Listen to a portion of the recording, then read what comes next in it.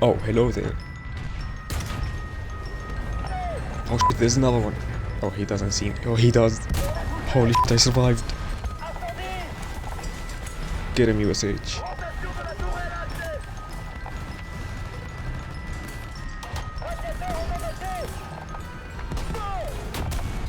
Man, what the f just happened? When buying a high-rank premium tank to grind the French 3, the AMX-30 Super is one of the vehicles you could buy, but after the 2023 Christmas sales, Gaijin removed it from sale for no apparent reason. It's a decently good vehicle, except when it isn't. I'll tell you why later. Your main armament is a stabilized 105mm cannon, which is rare in the French 3, as literally not a single French tank below 9.3 is equipped with one. The main round you'll be using with this cannon is the APFSTS round, which is about average for 9.3, with just over 290mm of penetration, from 500 meters at a mild impact angle. It will allow you to deal with most things at your BR easily.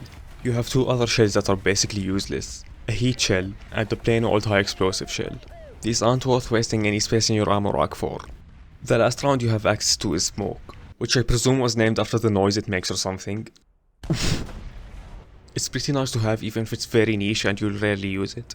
The reload speed is 6.7 seconds on an A screw, which is average for a 105 at this BR. You can expect around 7.5 seconds on an average crew, which is worse than auto-loaded tanks like the T-72, which is arguably your most common opponent. Overall, the firepower is about average at 9.3. Turret reverse is 30 degrees a second on an A screw, and 5.5 degrees a second for the vertical drive, which will mess with you if you're not expecting it. There is also the normal stuff like crunchy first generation thermals, a laser rangefinder, and commander fire control. Everything you'd expect from a 9.3 vehicle. Unfortunately, you don't have the same coaxial 20mm that the Tech 3 AMX-30s get. The Super is equipped with an upgraded 850 horsepower engine, which is significantly more powerful than the AMX-30s in the Tech 3. The engine makes it a very quick MBT. Mobility is definitely its main advantage. It's decently fast with a max speed of 65 km/h.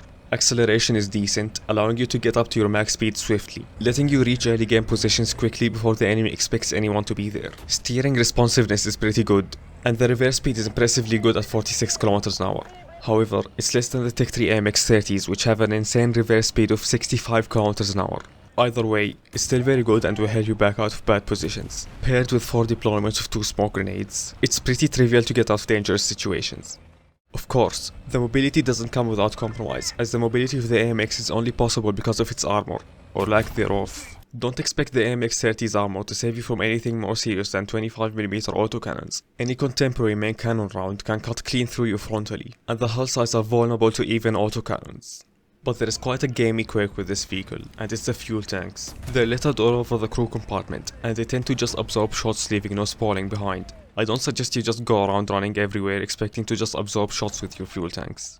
There are two major ammo racks in the AMX-30.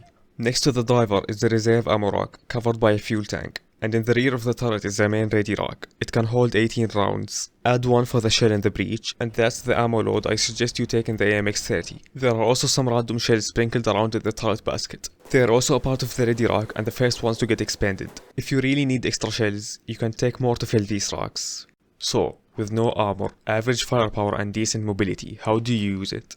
Your main objective is to remain unseen for as long as you can. Long-range sniping is made easy by your laser rangefinder and thermals, as well as a decent shell. Your ability to flank, while being easily achievable, is limited in potential, as you will have a hard time destroying multiple enemies because of your comparatively long reload speed. So, I only suggest you do it if you're certain you will only encounter enemies between fairly long intervals. Of course, if you want to, you can just run around the map aggressively like a headless chicken, which your mobility allows you to do and is actually what I usually do.